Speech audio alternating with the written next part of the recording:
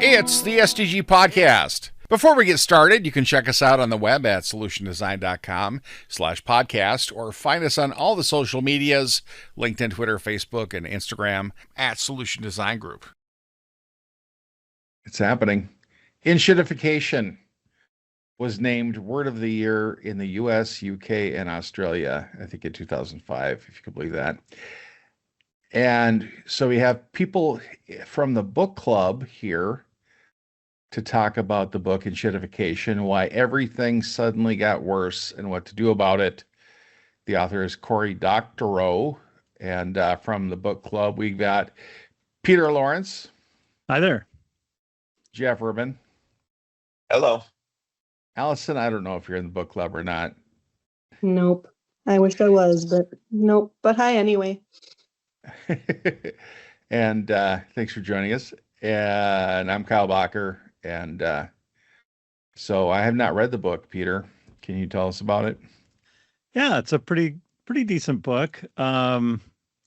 It's, kind of covers sort of the process and the plan that a lot of companies seem to be following lately as they work towards getting all of the dollars that they can for themselves.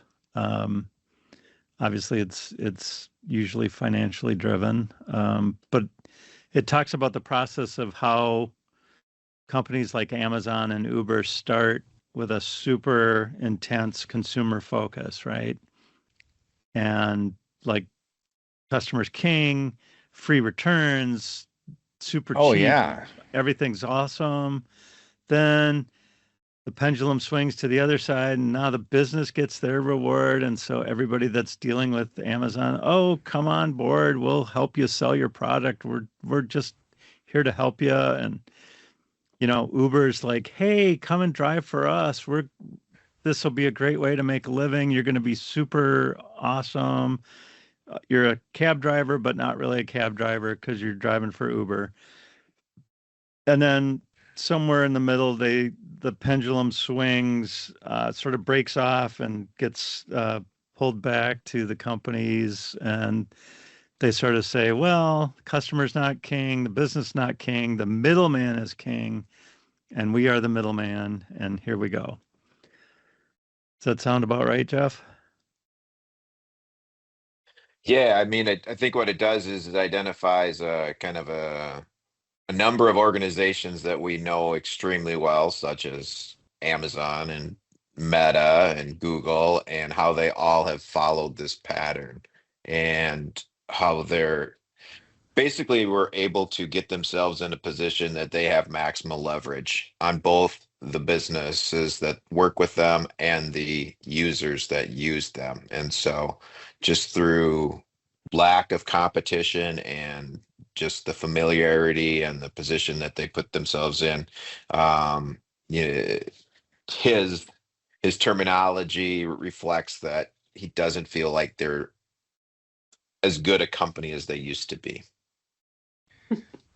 I think this is... Oh, sorry. Go ahead, Allison. I was just saying he's doing it super subtly with that title, Enshittification. Yeah. Well, I think this is sort of a natural phenomenon. It's deliberate in that, okay, we want to draw customers. It's like a life cycle thing.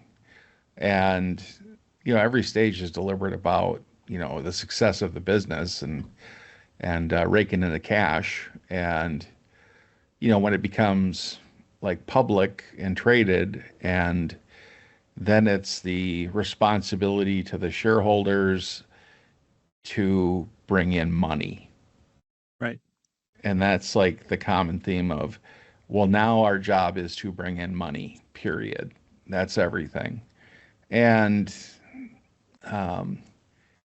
it's kind of, I don't know, it feels wrong. It feels bad.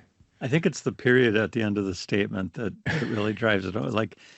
That's the only thing we're supposed to do is bring in money. Yeah. Mm-hmm. That's not a good life Did purpose. they talk about it? No, not at all. Did they talk about it in the book like it was inevitable, or are there places that are resisting it? No, he did. I mean, that was the nice part about the book is he did talk about some things that can happen that people can do, and not people, governments and collections of people can do. It's there's no real, um, you know, Peter Lawrence can solve enshittification by himself for himself. Nothing like that, really. It's more about sort of getting rid of monopolies is sort of a big step towards a lot of that. That competition tends to drive a lot of that out of the business, um, Hmm. and not necessarily like I don't know if we've seen any of that with the AI at all, but it feels like we're in the first step of that where all the tokens are free and get as many customers as you can. Yeah, I Yeah. mean, the companies that because there's a lot of times where people come out with a new product and then they can maximize on profitability and margins. And, like you used to go to Best Buy and you'd buy a printer and they're like, oh, but you also need the cords, and then they charge you $20 for the cords. And that worked pretty well until all of a sudden people could get the cords for $2 and they realized that's not going to work. And so competition would come in and create create it back to the user. Well, Amazon and Google and Meta are so big that competition is really one. They have the complete ability to squash any competition. Their lobbying efforts is astronomical on the amount of money that they spend to make sure that they continue to sit in the position that they are. And so the complications or the challenges as far as creating competition against them is something that we haven't seen for quite some time. Yeah, if I were going to create a startup company, search would not be the first business that I would go after, right? Like it's going to take a while Hmm. to disrupt search. Go ask Microsoft how long it takes because they've been working at it for I don't know 20 years and still haven't yet. But Just bing it.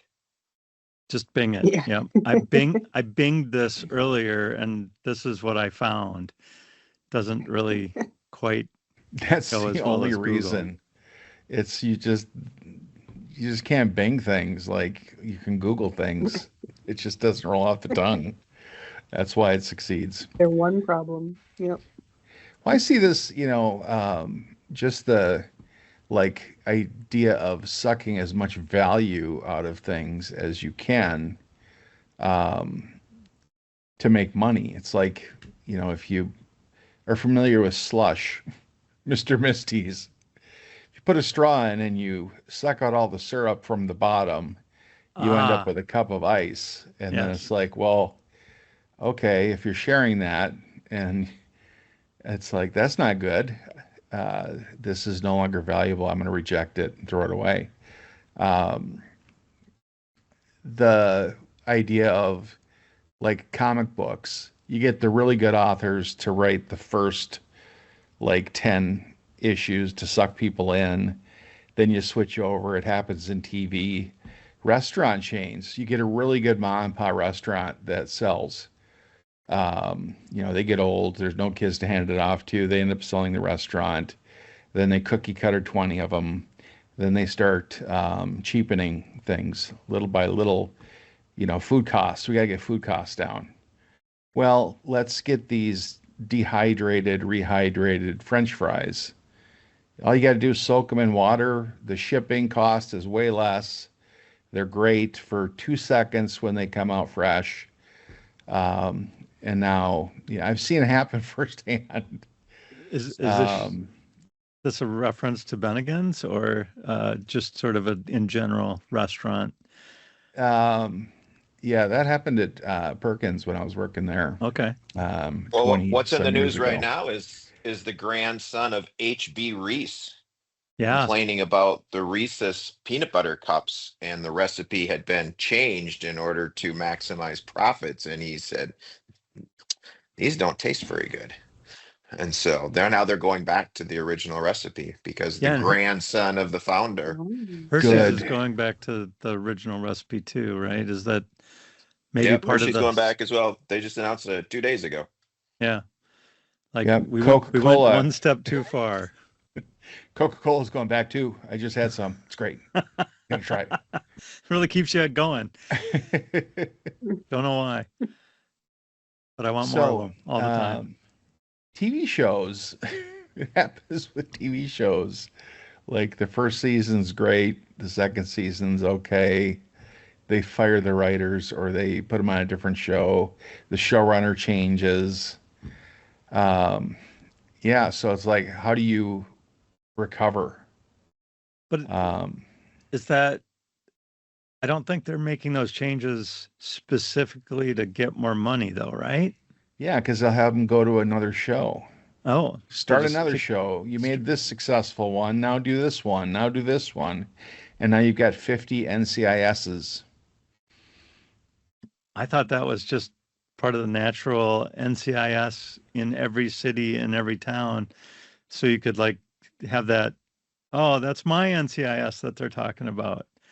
Hurdle, Wisconsin does not need an NCIS. Are you sure? NCIS Because Hurdle. maybe Jessica's going to move into town and all these murders are going to start happening. Someone stole Auntie Gertrude's turtle. Oh, dang it. It was a snapping turtle. So there is like, um, you know, Costco that will never, they've sworn never to raise the price of their hot dog. I don't think they've sworn never, but not yet. I think they did. I The think they went full. CEO said, "I will kill you if you Yeah, change the price." That's That's what the different. That's CE, that's what I different. that's the heard. CEO said. That's not forever. The man will die eventually. They'll be able to raise it eventually. Um, but yeah, you're right. Like it's obviously a sort of gone from the good value to a loss leader kind of thing. I suppose at this point. Um, but Costco is not really in the hot dog business. They're not pumping out carts and pushing them in front of businesses or anything like that. They're using that to draw people in a little bit, I think. Yeah, Um, their memberships is their business, right. and everything else is to drive that. Um, that's why that's why my Vitamix blender was only 249. Um, so I've never had a Costco hot dog, so I gotta You balance it never out. have? Oh, No, I've gone to Costco just for a hot Mm, dog. nice. absolutely.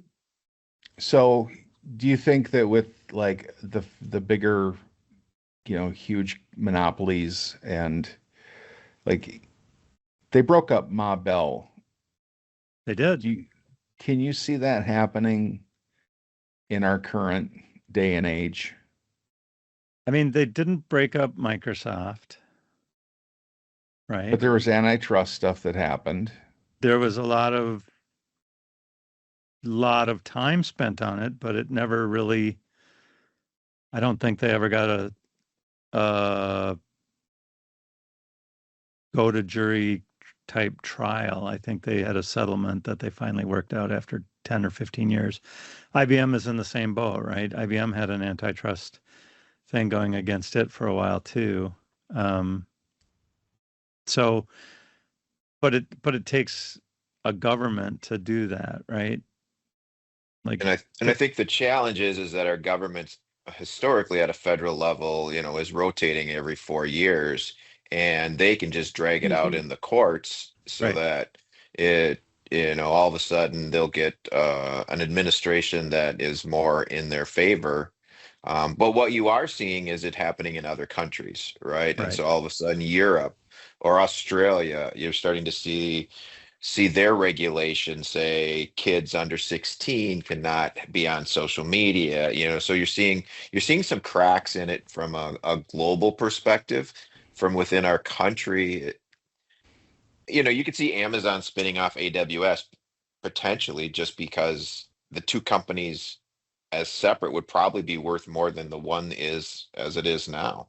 And so I but I think they do they have so much money that being able to break them apart is seems rather daunting as far as our ability to do that.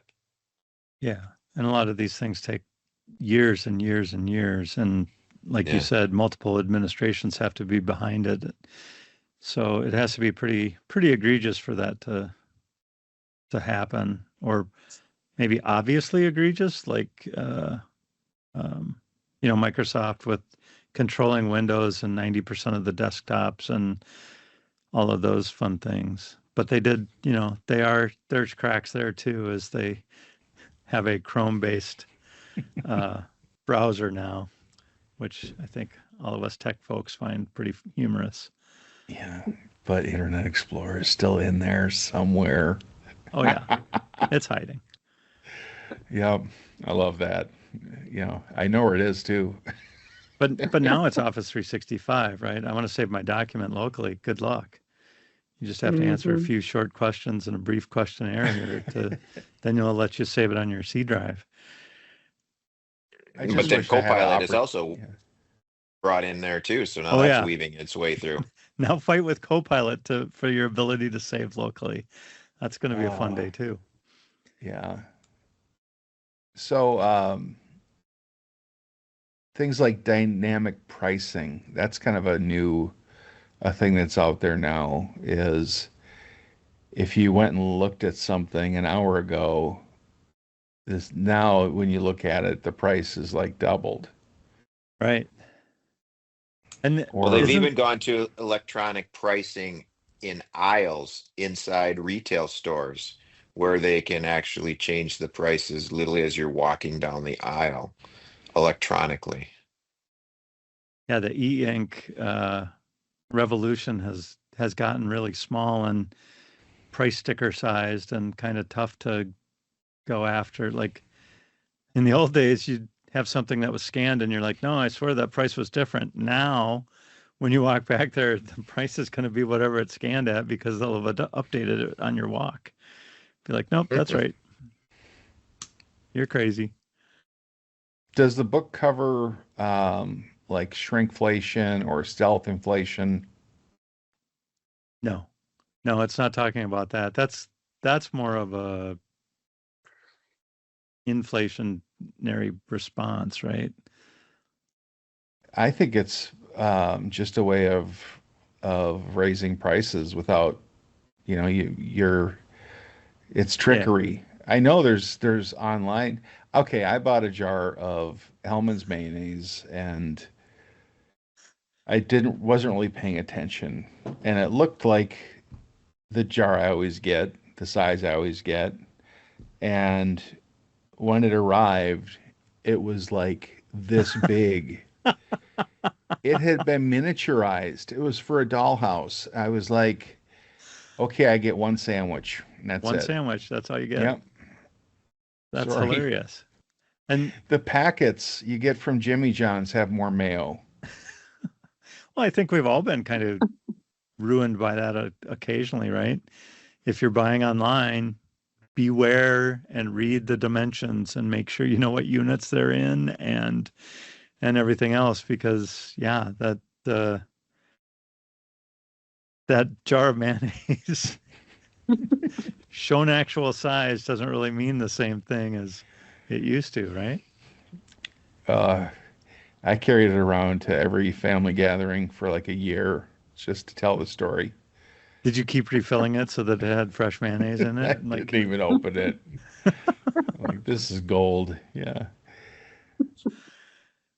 So I did look at kind of a summary of the book, and it kind of talked about like that it's not a hopeless situation. no, we can solve it, but it takes a So, lot of time and effort. well, I know, like protesting businesses is really effective, but you got to get enough people to make a big stink about something.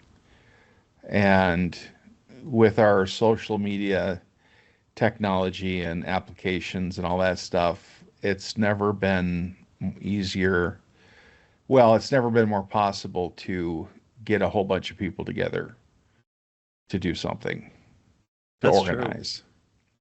Yeah, I mean, I think that they, each of them could do something that creates rage, and the rage can, because rage is what will get to action, where there will people be taking action to do something about it. And so, and the thing is that obviously with the tools that they've actually built for us to make use of, they can, word can spread rather quickly. Of course, then they can change their algorithm so that those messages don't get distributed out. But Mm. they're- Mhm. but yeah, they literally could do something that it's like, hey, people throw up their arms and say enough is enough. Well, and sometimes just one person can affect change. And I know that because Pizza Luce bruschetta used to be spicy because they used their Bianca oil. And I had a sensitive stomach. And I wrote an email and they changed their recipe. They made it an option to add Bianca sauce. My case was that bruschetta was never really supposed to be spicy. So why now? And if you can cater to the gluten people, why can't you cater to the Minnesota like people that can't Hellman's handle people. spice? The Minnesotans that think ketchup is spicy. Yeah, they It- that want big bottles of mayonnaise. Yeah, full size bottles. Forget the small stuff. Yeah. Sam's Club It better size. have the word tub somewhere on it. It's the size. Candy bars. Oh my gosh. The fun size is now the size of a Tic Tac. The regular size is the size of what the fun size used to be. And it's like, You when will it end? you open up the pack of M&Ms and there's six of them in there. Mhm. That is becoming more of a challenge, that's for sure. But I'm sure the weight on the outside of the package reflects that reduction in Oh, true scientific accurate form.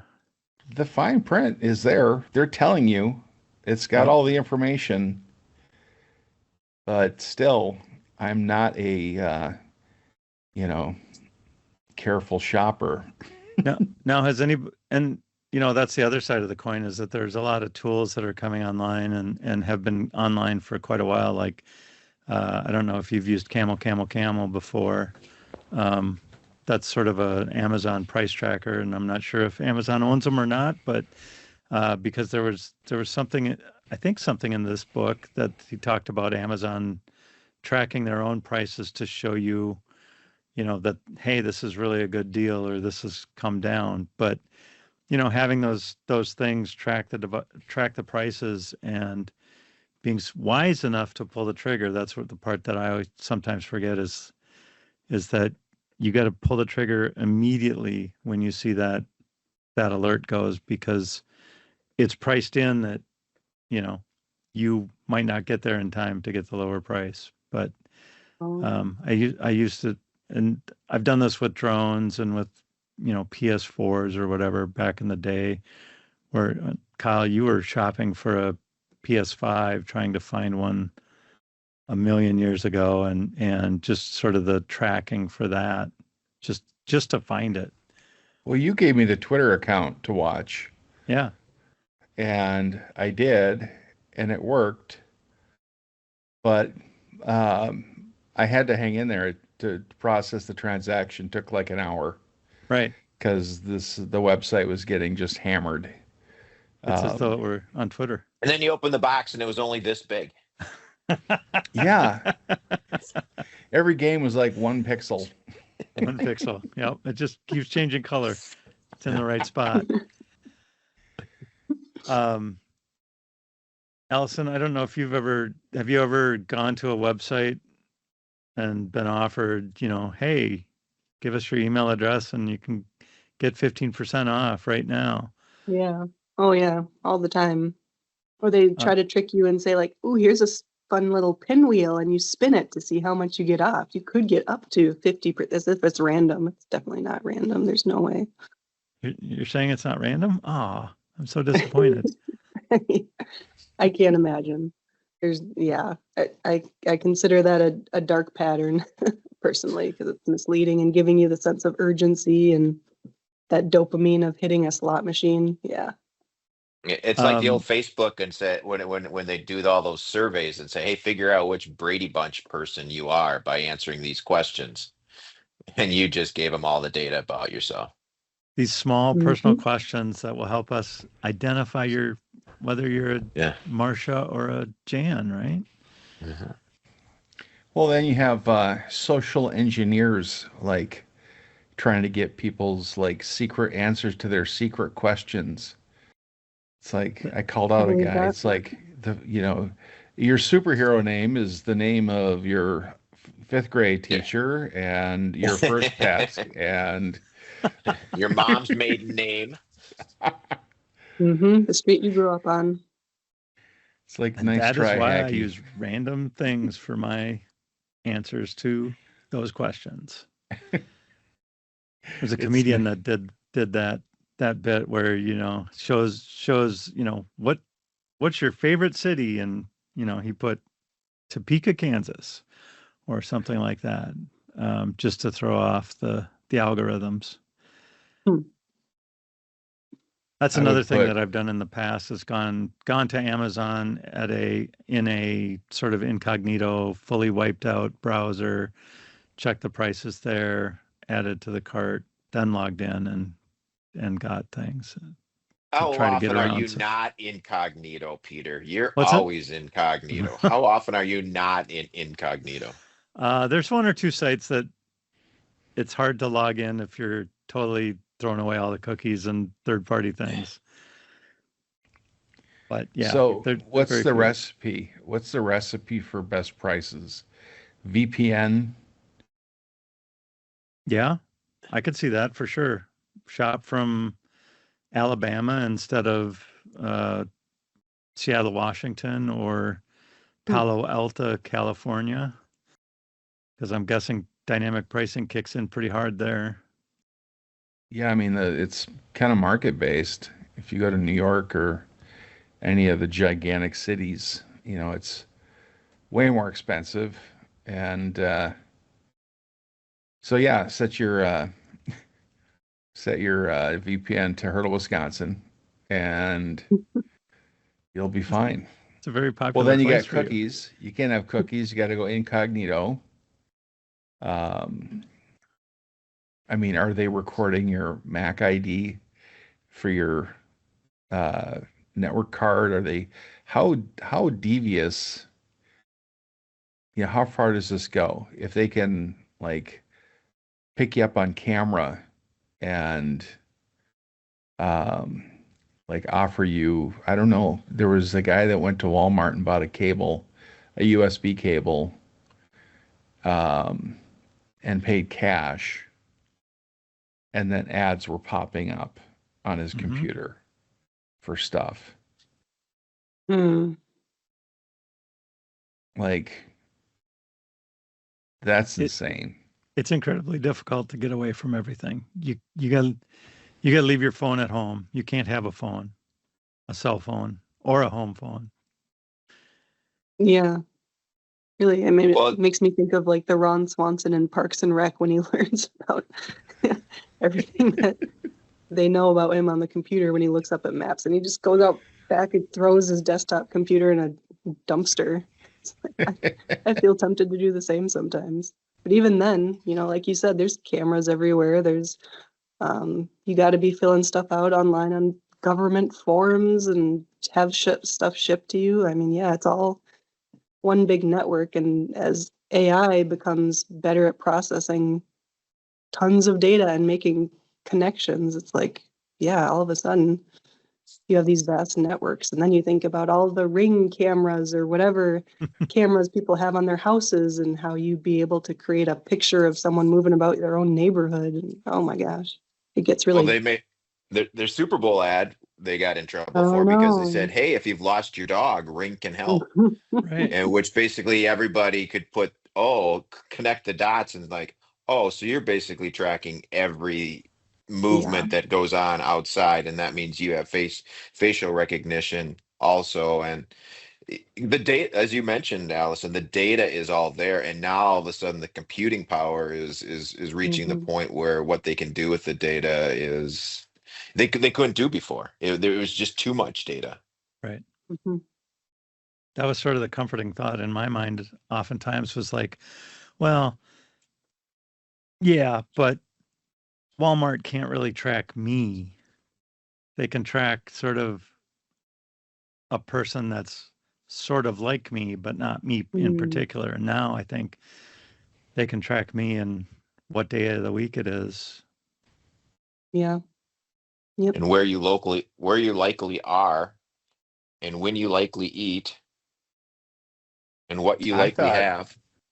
I thought if you just didn't buy cookies, then you'd be fine. I had a chair, an ad for this one chair that followed me around for like 3 years. Did you buy Did they it? get you? Yeah. No, I didn't. Or did you already own it? I didn't buy it out of spite. Like, I will never buy this chair. They're not going for the spite consumer. They're going for the real consumer. So in some back room, like Star Chamber, like Evil People, the Rogues Gallery, um, are they like plotting all this out? No, I mean they're looking to monetize everything, right? Like, how can we make a buck? It's a classic tale, right? Like, if you could figure out how to make a buck from it, you would. I would. I need $1. Extra dollar? Who doesn't want that? I'll give you $1, Peter. Just stop by Cool. my office. I have I'm a on my way. dollar. I'll spend $12 in gas to get that dollar. I'll bring He's the electric. He's electric now. He doesn't need to spend $12. I'll bring the electric. We'll charge up at the office. He'll charge up at the office for free. I feel like they need a gas pump. If they're going to give you guys free electric, I want a gas pump out there. No? Would you be satisfied with the $1 of gas that they give you? Yes. I Okay. live 4 miles away. Who doesn't want $1, Peter? That's right. Then I thought we went over have this. electric.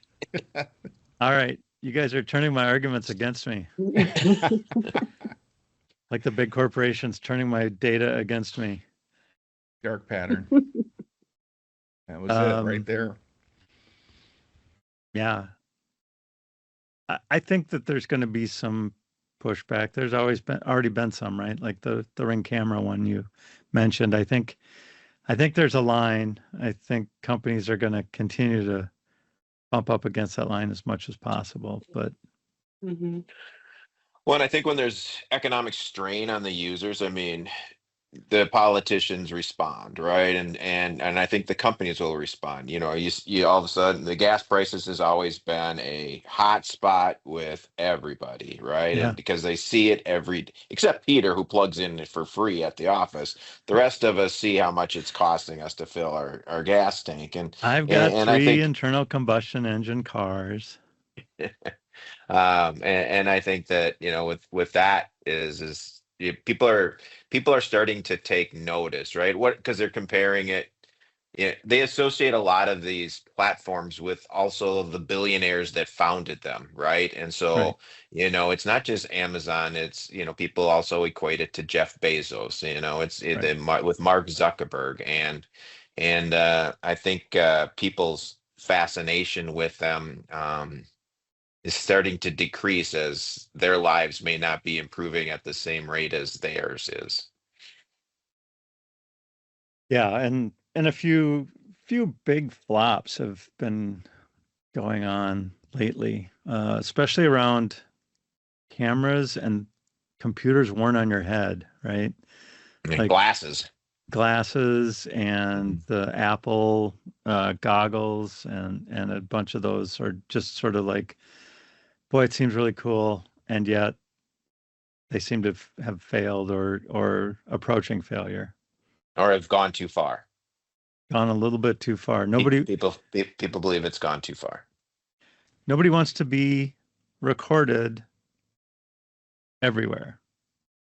And I think that's sort of the challenge that those companies are facing. Like, yes, I want to have my camera recording at a birthday party all the time. That would be cool. But after the party's over, I don't want it to keep recording for the cleanup arguments or discussions, or Jimmy lost his shoe and now I got to go through the ball pit for Jimmy's shoe or something like that. Like, I don't want that to be on camera. And then all of a sudden you hop on your laptop and there's these ads for Jimmy's new shoes. Jimmy's shoes, yeah. They're helping you. They know that you need new. They're selling you just one shoe too, right? They know that you need a right shoe. Here you go. We noticed. Wait till we get off this. Wait till we get off this podcast. Imagine what our ads are going to be. Ball pit. Yeah, nonstop. Every restaurant with a ball pit, it's going to be tiny jars of mayonnaise. Tiny jars of mayonnaise. It's going to be with the word tub on it. Yeah. Oh man. So you mentioned the book has ways out of this, right? And you've mentioned a couple, right? It's like governments splitting up monopolies. It's people getting mad and creating resistance movements. Writing sternly worded emails to Pizza Luce, that sort of thing. But is there any advice for companies to avoid enshittifying internally? Like, if you see yourself going that direction, is it to just notice when you've started down the dark path? Yeah, I mean, the process is really straightforward. It's like customer first, then customer comes last, and the businesses that you're working with come first. And then after that, you come first. And I think if you have a balance all the way through, like most of the traditional companies that we think of, before they got so big that they could push, everyone around to the way that they want. I mean, imagine if there were 6 search engines right now that were equally good at search or produce the same results, right? I mean, I remember the days that there were Ask Jeeves and Alta Vista and several others that were, sort of, well, Yahoo is a great example. Like, the only reason Yahoo exists is because they were better at categorizing the internet at that day and time. And Google figured out how to do it algorithmically. So I think if you keep that balance and stop trying to, maybe if the public demands of going public were a little bit less, it might not be so bad, right? I mean, I think the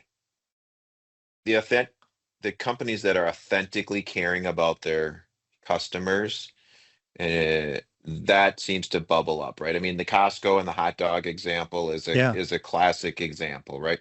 I mean, the loyalty that people have to Costco because this is the leader speaking his genuine belief and his thoughts. I mean, it draws people in, and I think when companies are able to authentically, because you can tell when it's not authentic. It doesn't take long, and that just backfires. You're not talking about a specific CEO eating a burger, are you? Yeah. Well, all of them lined up to eat their burgers, right? And yep. And the CFO had a hot dog at Costco, right? Yeah. With nothing on it. Yeah. That's like the Tea Party effect. I want to have a lot of tea parties with your kids, and you pretend to eat things, but you're not really. You're like, oh. I think you're right. Oh, Jeff. That's good. Yeah. That authenticity and keeping, like Jeff said, like keeping that customer in mind for life instead of for now. I think is where a lot of companies have gone done well. It's like employee satisfaction. Everybody cares about their employees. They're their number one asset. Oh, wait, we don't have any trouble replacing any of you. So why would we bother to care about our employees anymore? Because there's plenty of people that we could hire, right? And it's Right. like you have to be caring about your employees despite what the unemployment level is, right? Right. And you authentically have to be doing that. Yeah. Well, you can see that if you look at the, you know, like we got people that have been here 30 years, 20 years, like the duration of and the longevity. It's like that's not based on, that doesn't come from job market. That No. comes from liking the place you work for. Or not really having very many skills, and you probably wouldn't get hired anywhere else. I mean, there's also that. Why are you ragging on me, dude? I got like three skills at least. Yeah, that's two more than me. Spoken like true long-termers right there. But I think, yeah, having the place where the employees are important and where the customers are important, right? And I think SDG's done a great job of that balance, right? It's not employees over everything, and it's not customers over everything. It's striking that balance and getting employees that fit with us and getting customers that fit with us. And, if it doesn't fit, maybe if it's not a good fit, maybe it's not the right place for that customer or that employee, right? So having that balance and getting that part of life right really helps build a long, sustainable company that can go for 40 years or longer, right? I think that's wise. I think you mentioned being able to recognize when something isn't a good fit, even if it could bring money or whatever it Right. is. Oh, absolutely. The strength to say no is sometimes hard, I think, for individual humans, but also I'm sure companies, because you could see an opportunity, but you have to be able to say, well, I know it's probably overstated, but they used to say that about Steve Jobs a lot, and that's how he made brilliant, simple, intuitive Apple products, is because he was very good at saying no to extra stuff. He said, make it simpler. No, that isn't worth the extra complexity. He got it down, and there's a lot to be said about saying no to get to the best product instead of always saying more, more, more. Yes, yes, yes. It's a little bit of a different subject matter, but the power of saying no and sticking to what you believe in and what you care about is huge. Yeah, companies have to, as a company, you have values. And, I've worked at a lot of places and they all have mission statements and they all have, core values or whatever. They all say that the same stuff. But I stayed at the one that actually like lived by them Right. and held on to them. And, that's, to me, that's that authentic, we're gonna we're gonna operate this way. And there's no real other way that we want to do this business. And We want everybody to win. and hats off to our recruiting team, Cass and Ashley. I'm part of the onboarding process, and I always ask the employees that are coming in, so what'd they say that made you want to work here? Why'd you choose SDG?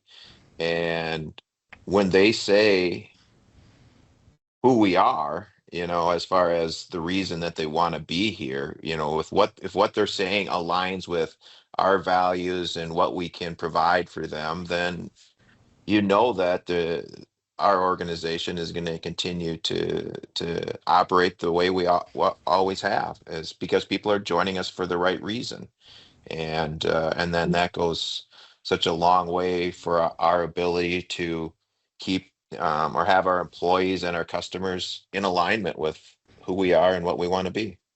Right. Yeah, and I've worked at customers that we've been doing business with over 30 years. I've worked at, and I've worked here for over 19 years now. So um, those two things go pretty well hand in hand, building a strong company. Remember when you thought you were going to get mileage for every customer that you ever went to? I do remember that day that the office moved. Yeah. We used to be right by Peter's house. Kyle, I used to live less than 4 miles away from the office. Oh, Just man. for the record. I made so much on mileage being 4 miles from the office and then working in St. Paul every day for like a year and a half. Yeah. I miss it. I miss that mileage money. Mileage is fun. But I would never put it back into my vehicles. So old Rusty. All right, we got about 5 minutes left. So I actually have like some of the solutions that were in the what to do about it section of the book. What do we miss? And the right of exit. Users of a platform should be able to easily go elsewhere if they're dissatisfied.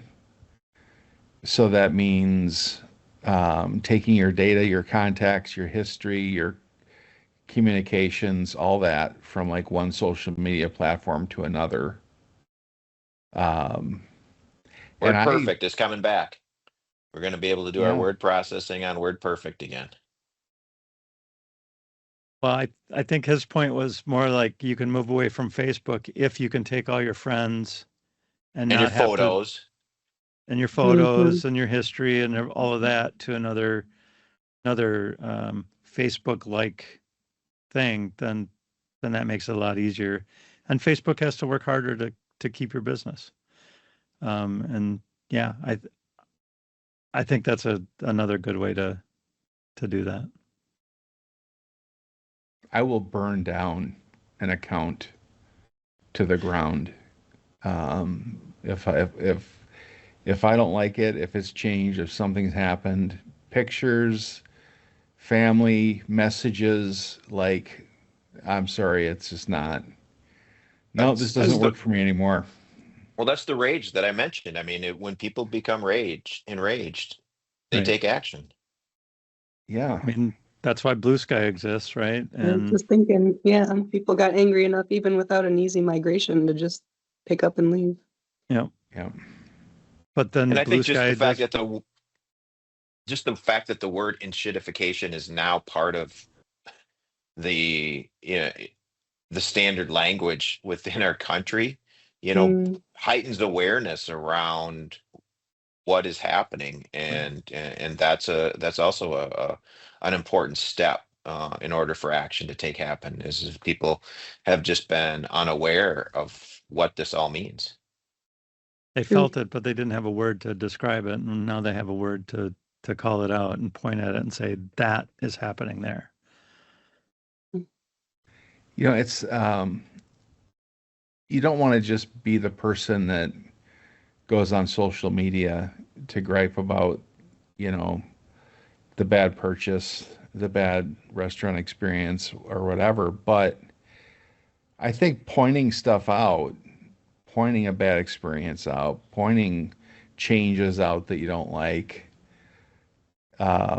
gets the word out. And, you share a story that is frustrating. I just read something about this girl that plays the banjo and sings and puts videos on YouTube, and this company like copied and made an AI version and of all her stuff, and then put it out there, and then submitted copyright strikes on all of her content, and now like all the monetization she had has stopped. And it's like, all right, we need swift justice on that situation. Those are some battles that are going to take a while to get through. Yeah. But they should be worth it. So complain. That's my parting thought. is when you see this enshittification, point it out so other people don't step in it. I'm not going to go that far.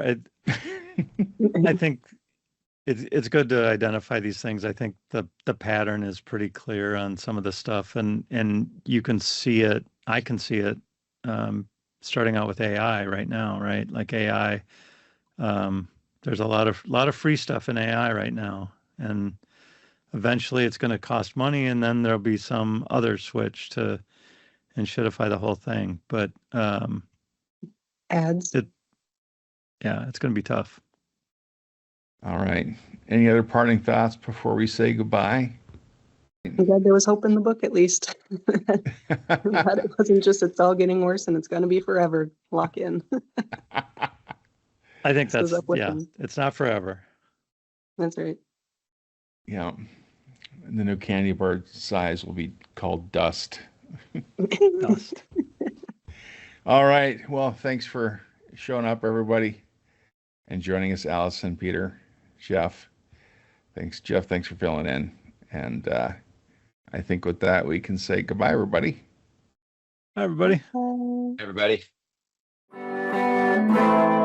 Solution Design Group is a digital product consultancy in Minneapolis. Check us out on the web at solutiondesign.com or look for us on Facebook, Twitter, LinkedIn, and Instagram at Solution Design Group.